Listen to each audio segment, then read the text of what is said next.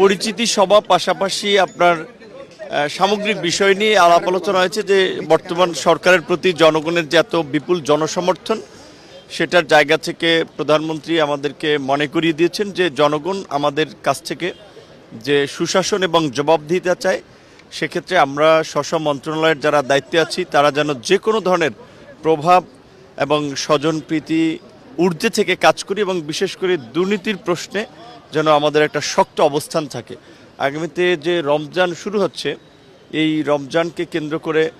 দ্রব্যমূল্যর স্বাভাবিক রাখা প্লাস হচ্ছে সেহরি, ইফতার, তারাবির সময়টা যেন বিদ্যুৎ নিরবিচ্ছিন্ন থাকে, আইন শৃঙ্খলা পরিস্থিতি যেন স্বাভাবিক থাকে এবং সরকারের যে কমিটমেন্ট, বিশেষ করে নির্বাচনের সময় মাননীয় প্রধানমন্ত্রী বিভিন্ন জায়গায় সভা সমাবেশে যেই বিষয়গুলো বলেছেন, ফ্যামিলি কার্ড, কৃষক কার্ড, স্বাস্থ্য কার্ড, সেগুলো কিভাবে ইমিডিয়েটলি আসলে কিছু দৃশ্যমান কাজ করা যায় সেই বিষয়গুলো নিয়েও তিনি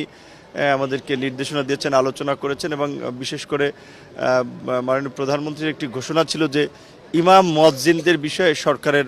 একটি উদ্যোগ থাকবে, সেটি নিয়েও তিনি আলোচনা করেছেন যে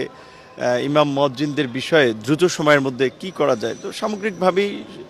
সমস্ত বিষয়গুলো নিয়ে আলাপ আলোচনা আছে। যেহেতু আমি দুটো নির্দিষ্ট মন্ত্রণালয়ের দায়িত্ব আছে, আমাদের জায়গা থেকে আমরা একটা বিষয় তার দৃষ্টি জানার চেষ্টা করেছি যে আমাদের শ্রমবাজারের বড় একটা অংশ তো মিডল ইস্ট বেস।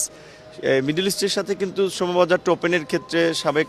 রাষ্ট্রপতি শহীদ প্রেসিডেন্ট জিয়াউর রহমানের একটা গুরুত্বপূর্ণ ভূমিকা ছিল এবং সাবেক প্রধানমন্ত্রী বেগম খালেদা জিয়ার সময় সেটা একটা ধারাবাহিকতা ছিল, কিন্তু মাঝখানে নানান কারণে সেটার একটা ছন্দপতন হয়েছে, বন্ধ হয়েছে অনেক জায়গার শ্রমবাজার। সেখানে শ্রমবাজার ওপেন করার জন্য